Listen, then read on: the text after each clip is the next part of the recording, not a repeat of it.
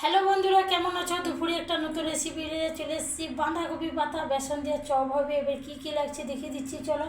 এখানে 5 পিস বাঁধাকপি পাতা আছে, আমি 4টে সিটি মেরে নিচ্ছি। আর বাঁধাকপি পাতাগুলো যেন বড় বড় থাকে, লবণ দিয়ে সিটি মেরে নিচ্ছি। আর একটা টমাটো আছে।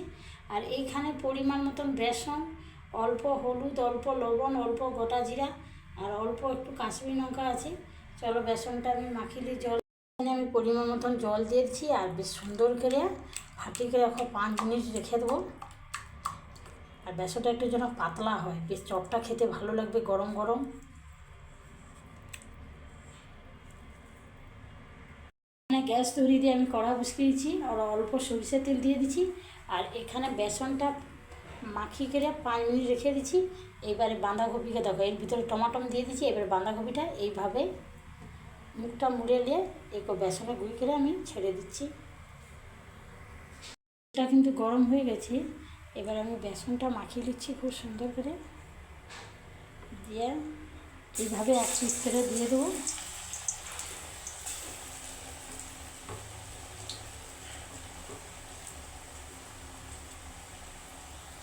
আমি কিন্তু এবারে উল্টে নেবো। এই যে বাঁধাকপি চপটা হবে বেসন দিয়ে, আর নিরামিষ করে খেতে এত ভালো লাগবে।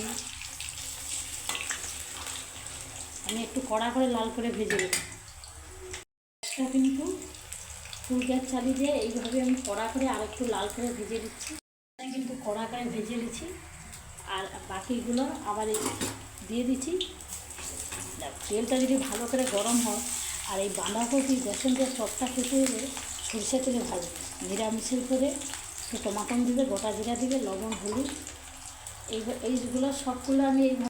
বাঁধাকপি কিন্তু চপ করতে হলে এই খুন্তি ডগা দিয়ে এইভাবে দেখবে, ভিতরে যদি রস থাকে,